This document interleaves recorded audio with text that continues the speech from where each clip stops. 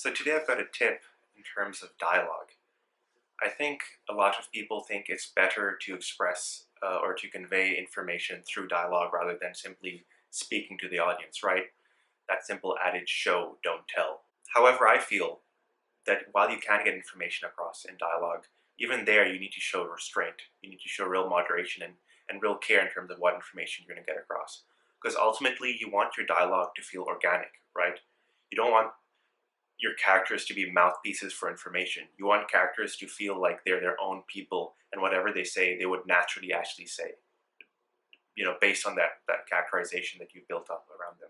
So when you're approaching this and you just want to naturally convey some information um, and keep it feeling really authentic to the character, I think a really, really important tip there is to think about what they don't say. This might seem counterintuitive, but you can actually tell as much about a character by what they don't say as much as what they do say.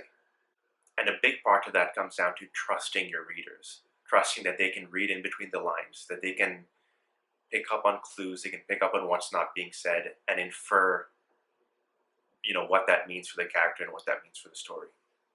So let's just go over this following scene that I wrote up really quickly. And yes, it's not the best, but I'm hoping that it can do the job to illustrate what I'm talking about here. He stayed rocking on the creaking wooden chair long after the others had left. She watched him for a long time. The fire before him made his shadow dance. "You can talk about it," she said. The chair kept creaking. "David, please." He grunted and rubbed at his face with a hand. "David, you can't keep—" "I can," he interrupted. "It happened. I did things. It ended. I'm back." "Are you?" she asked. His chair came to a halt. His shadow stilled. He didn't speak for a long time. "Maybe not. Maybe there are some things you shouldn't come back from." So, in that scene over there, you get a sense that he's come from something. Within context of a greater story, you could probably tell that he's come, let's say, from a war. So, in that scene, it could have been, twice the length. It could have had so much more of him just telling her, war was hell and I killed people and I can't take it, I can't live with what I've done, and, all of that melodrama. And there might come a time where certain scenes you do have to unload. Let's say there's a character who's just held things very close the whole story and then just needs to spill everything out maybe at the end. Fine, that does make sense.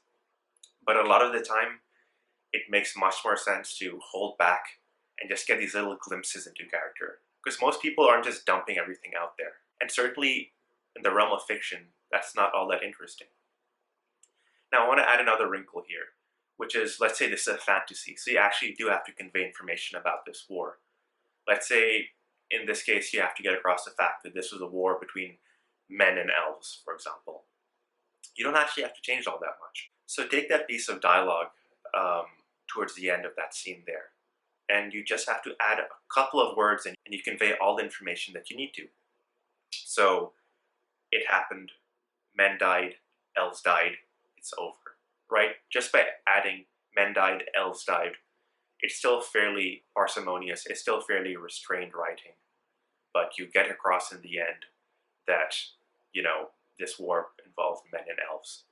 So it really doesn't take a lot to convey a whole lot of information.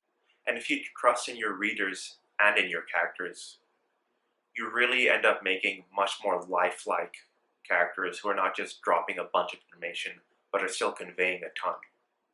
So I hope that helps. If it does, please like the video, please subscribe, and I'll see you next time. Take care.